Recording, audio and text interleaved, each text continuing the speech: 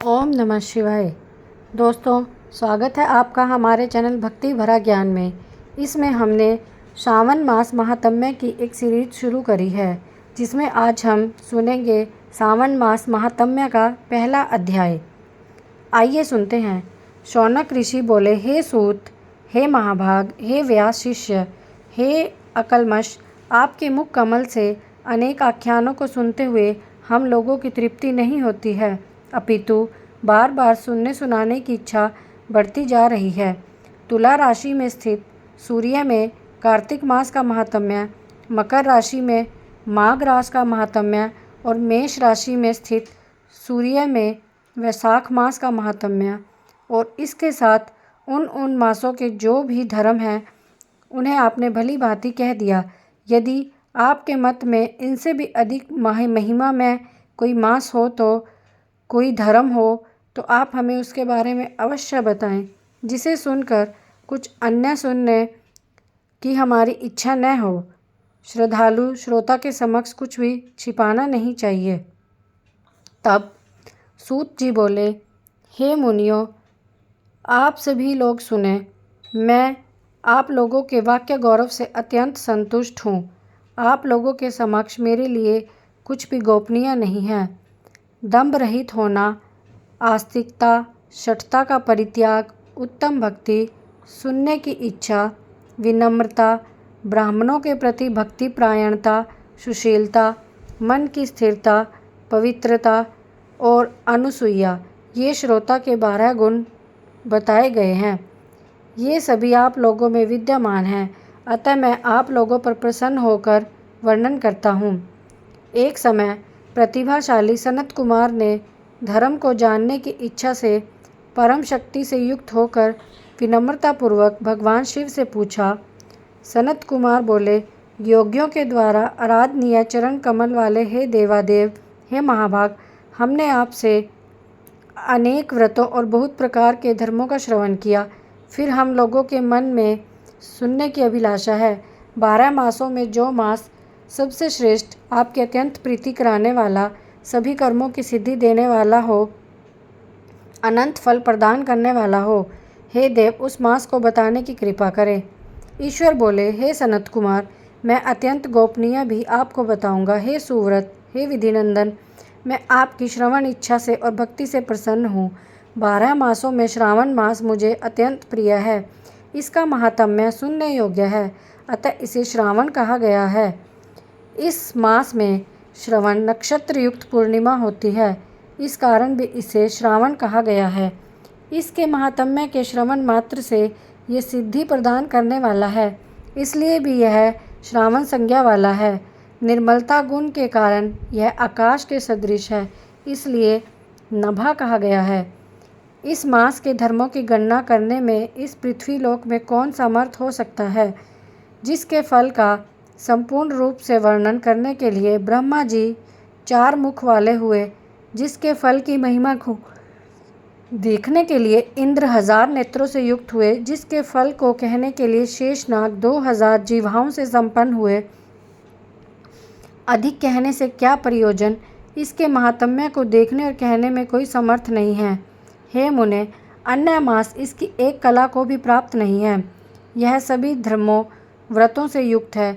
इस महीने में एक भी दिन ऐसा नहीं है जो व्रत से रहित दिखाई देता है।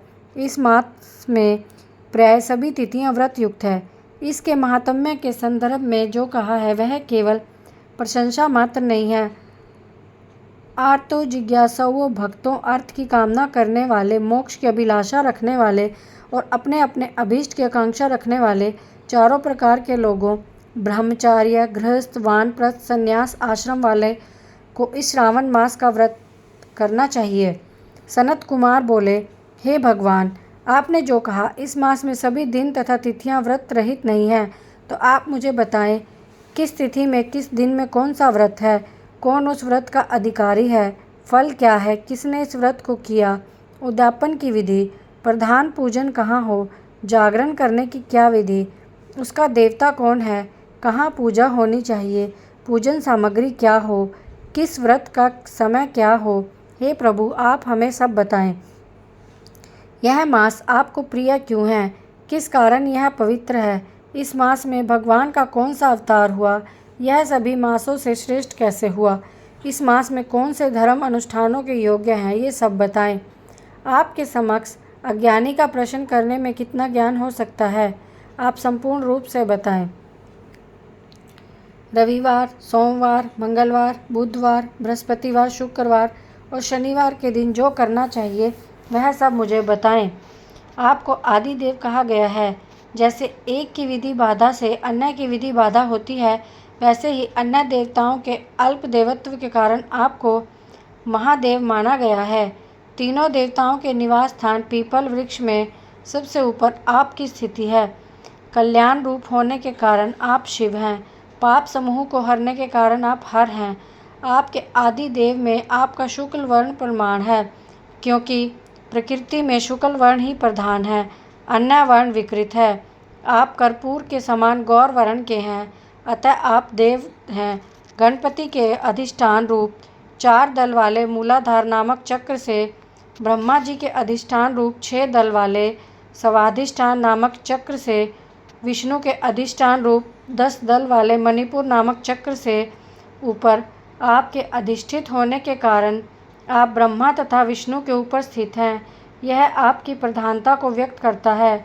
हे देव, एकमात्र आपकी ही पूजा से पंचायतन पूजा हो जाती है, जो कि दूसरे देवता की पूजा से किसी भी तरह संभव नहीं है। आप स्वयं शिव हैं। आपकी बाईं जांघ पर शक्ति स्वरूपा हैं, दाहिनी जांघ पर गणेश जी हैं। आपके नेत्र में सूर्य, हृदय में भगवान श्री हरि विराजमान हैं। अन्न के ब्रह्मा रूप होने और रास के विष्णु रूप होने से आपका भोक्ता होने के कारण ही हे ईशान, आपके श्रेष्ठत्व में किसे संदेह हो सकता है। सबको विरक्ति की शिक्षा देने हेतु आप शमशान में व्रत पर्वत पर निवास करते हैं। पुरुष युक्त में उतामृतत्व शेषाणों इस मंत्र के द्वारा प्रतिपादन के योग्य हैं, ऐसा महर्षियों ने कहा। जगत का संहार करने वाले हलाहल को गले में किसने धारण किया? महाप्रलय की काला अग्नि को अपने मस्तक पर धारण करने में कौन समर्थ था? संसार रूप अंधकूप में पतन के हेतु कामदेव को किसने भस्म किया? आप ऐसे हैं कि आपकी महिमा का वर्णन करने में कौन समर्थ है? एक तुच्छ प्राणी मैं करोड़ों जन्मों में भी आपके प्रभाव का वर्णन नहीं कर सकता, अतः आप मेरे ऊपर कृपा करके मेरे प्रश्नों को बताएं। इस प्रकार श्री स्कंद पुराण के अंतर्गत ईश्वर सनत कुमार संवाद में श्रावण मास महात्म्य का पहला अध्याय पूर्ण होता है। कल हम आपके लिए लेकर आएंगे श्रावण मास महात्म्य का दूसरा अध्याय। ओम नमः शिवाय।